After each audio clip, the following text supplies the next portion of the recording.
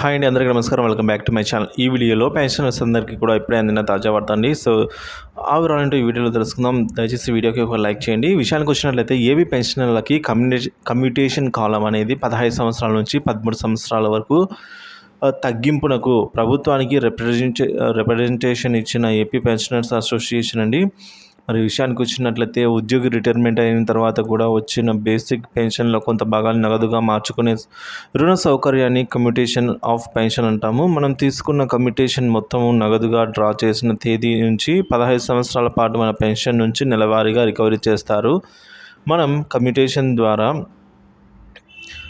పొందిన మొత్తాన్ని ప్లస్ వడ్డీని లెక్కించి ప్రతి నెల మన పెన్షన్ నుంచి సమాన వాయిదాల్లో ప్రభుత్వం అయితే రికవరీ చేసుకుంటుంది. దీన్ని కమ్యూటేషన్ అని అంటాము. మన రాష్ట్ర ప్రభుత్వం పెన్షనర్ల సంఘం ఆంధ్రప్రదేశ్ తరపున 11వ పే రివిజన్ కమిషనర్ గారైన శ్రీ అశుతోష్ గారు ఐఏఎస్ గారికి 26 మార్చి 2019 15 సంవత్సరాల కమ్యూటేషన్ రికవరీని 13 సంవత్సరాలకు తగ్గించవలసిందిగా రిప్రజెంటేషన్ ఇచ్చి వారితో ఎందుకు తగ్గించాలనే విషయాన్ని కూడా చర్చించడం జరిగింది. కావున దురదృష్టవశాత్తు శ్రీ అశుతోష్ గారైతే పిఆర్సీ సపోర్ట్తో బయటకు రాలేదు. అదే క్రమంలో 12వ తేదీ అక్టోబర్ 2022 గుజరాత్ రాష్ట్ర ప్రభుత్వం కమ్యూటేషన్ రెస్టోరేషన్ పీరియడ్ని అప్పటి వరకు అమల్లో ఉన్న 15 సంవత్సరాల నుంచి 13 సంవత్సరాలకు తగ్గించింది.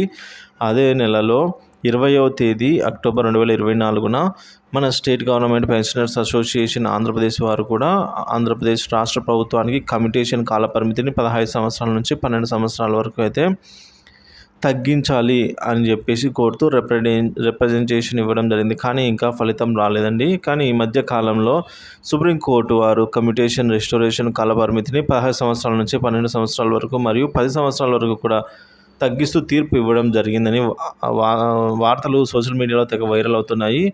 కానీ ఆ వార్తలలో ఒకవేళ ఏ రాష్ట్రమైన ఉత్తర్వులు ఇచ్చి ఉండవచ్చు, కానీ సుప్రీంకోర్టు ఈ విషయంలో ఏ విధమైన ఉత్తర్వులు ఇవ్వలేదు.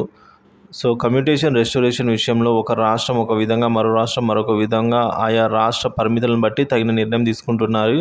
సో దీనికి ఉదాహరణకు మనకు సమాచారం ప్రకారము గుజరాత్ ప్రభుత్వం కమ్యూటేషన్ కాలం అనేది 15 సంవత్సరాల నుంచి 13 సంవత్సరాలకు తగ్గించింది. అలాగే మరికొన్ని రాష్ట్రాల్లో అయిన హిమాచల్ ప్రదేశ్, ఒరిస్సా, మధ్యప్రదేశ్, కేరళ, మహారాష్ట్ర లాంటి రాష్ట్రాలు అనేక ప్రభుత్వాలు వివిధ కమ్యూటేషన్ కాల పరిమితిని అయితే ఉంచుకున్నాయి అని అయితే వార్తలు వస్తున్నాయి. సో అవన్నీ కూడా కాలపరిమితి తగ్గించాయని అయితే వార్తలు వస్తున్నాయి.